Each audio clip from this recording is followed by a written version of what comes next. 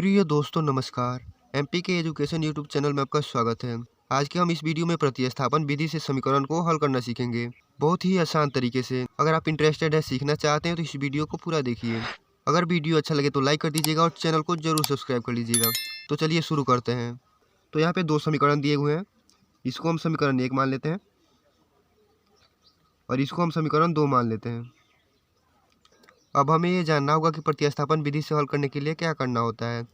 प्रतिस्थापन विधि से हल करने के लिए क्या करना होता है, पहले समीकरण 1 को हल करेंगे और x और y में से किसी एक का मान निकाल के उसे समीकरण 2 में रखना होता है, प्रतिस्थापित करना होता है। तो चलिए हल करते हैं। तो यहाँ पे लिख लेंगे हल।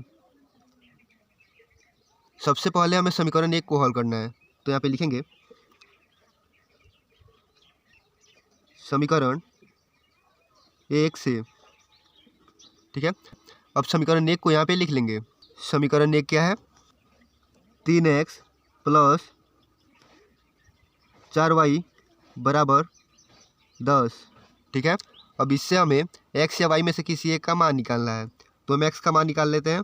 तो यहाँ पे लिखेंगे 3x बराबर 10, यहाँ पे प्लस में 4y है और बराबर की इधर आएगा तो हो जाएगा माइनस में 4y, तो यहाँ पे हो जाएगा माइनस 4y। अब यहाँ पे x का मान निकालेंगे, हो जाएगा x बराबर 10 माइनस 4y, यहाँ पे 3 गुणा में है, बराबर की इधर आएगा तो 3 भाग में हो जाएगा, तो यहाँ पे लिख लेंगे बटे 3, ठीक है। अब इसको हम समीकरण 3 मान लेंगे। अभी यहाँ पे पूरा x का मान नहीं निकला है, हम इसी को x मान के चलेंगे। हमने क्या बताया था, x या y में से किसी एक का मान निकाल के उसे दूसरे समीकरण में प्रतिस्थापित करना होता है, यानी रखना होता है। तो इसमें हमने x का मान निकाल लिया, अब x का मान समीकरण 2 में प्रतिस्थापित करेंगे। तो यहाँ पे लिख लेंगे x का मान समीकरण 2 में रखने पर, अब x का मान समीकरण 2 में रखना है और हमारा समीकरण 2 क्या है, 2x माइनस 2y बराबर 2। तो यहाँ पे लिख लेंगे 2x माइनस 2y बराबर 2, ठीक है।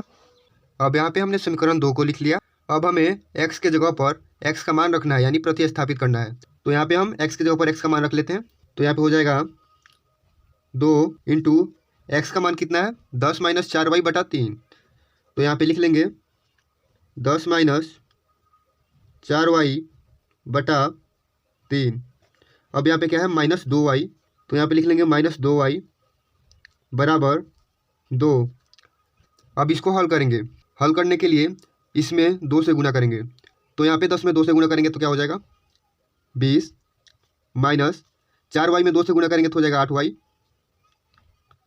और नीचे क्या है 3, तो यहाँ पे हो जाएगा 3, माइनस 2y बराबर 2, ठीक है। अब यहाँ पे बटा में कुछ भी नहीं है तो 1 है। अब यहाँ पे इसको हल करने के लिए भिन्न का घटाव कर लेंगे। 3 और 1 का एलसीएम क्या हो जाएगा 3, 3 में 3 से भाग करेंगे तो 1 मत में कटेगा, 1 में 20 से गुना करेंगे तो क्या हो जाएगा 20, माइनस 8y में 1 से गुना करेंगे तो क्या हो जाएगा 8y का 8y, माइनस 3 में 1 से भाग करेंगे तो हो जाएगा 3, और 3 में 2y से गुना करेंगे तो हो जाएगा 6y बराबर 2, ठीक है। अब यहाँ पे हो जाएगा 20, यहाँ पे क्या है माइनस 8y माइनस 6y, दोनों माइनस में है तो दोनों जुट जाएगा, तो यहाँ पे हो जाएगा माइनस 8 और 6 हो जाएगा 14, तो यहाँ पे हो जाएगा 14y बटा नीचे क्या है 3, तो यहाँ पे लिख लेंगे 3 बराबर 2। अब यहाँ पे हम इसको क्रॉस मल्टीप्लाई करेंगे। यहाँ पे नीचे कुछ भी नहीं हो तो 1 है, 20 में 1 से गुना करेंगे तो हो जाएगा 20, माइनस 14y में 1 से गुना करेंगे तो हो जाएगा 14y बराबर 3 में 2 से 3 दूना 6, ठीक है। अब माइनस का 14y इधर ही रहने देते हैं बराबर 6। अब यहाँ पे क्या है प्लस का 20, प्लस का 20 बराबर किधर करेंगे तो हो जाएगा माइनस का 20।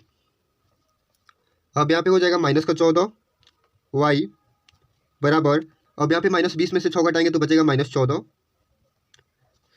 ठीक है। अब यहाँ पे माइनस से माइनस कट जाएगा, y का मान निकालेंगे तो हो जाएगा 14 बटा 14। अब यहाँ पे 14 से 14 कट जाएगा, y का मान कितना आ गया हमारा 1। अब हम y का मान समीकरण 3 में प्रतिस्थापित कर देंगे। तो यहाँ पे लिखेंगे y का मान समीकरण 3 में रखने पर हमारा समीकरण 3 क्या है, x बराबर 10 माइनस 4y बटा 3। तो यहाँ पे लिख लेंगे x बराबर 10 माइनस 4y बटा 3। अब हमें y की जगह पर y का मान रख लेना है। तो यहाँ पे हो जाएगा x बराबर 10 माइनस 4 गुणे y का मान कितना है 1, तो यहाँ पे रख लेंगे 1 बटा 3। तो अब यहाँ पे हो जाएगा x बराबर, यहाँ पे 4 में 1 से गुणा करेंगे तो 4 ही रहेगा, और 10 में से 4 घटाएंगे तो क्या बच जाएगा 6। तो यहाँ पे लिख लेंगे 6 बटा क्या है 3, 3 से 6 कट जाएगा 2 मत में। तो यहाँ पे हमारा x का मान भी आ गया। तो यहाँ पे लिख लेंगे अतः x बराबर 2, y बराबर, y का मान कितना है 1, तो यहाँ पे लिख लेंगे 1। ये हमारा आंसर हो जाएगा प्रतिस्थापन विधि से। मैं आशा करता हूँ कि प्रतिस्थापन विधि आपको सही सही समझ में आ गया होगा। अगर समझ में आ गया तो वीडियो को लाइक कर दीजिए और चैनल को सब्सक्राइब कर लीजिए। इस वीडियो में बस इतना ही, फिर मिलते हैं अगले वीडियो में। धन्यवाद।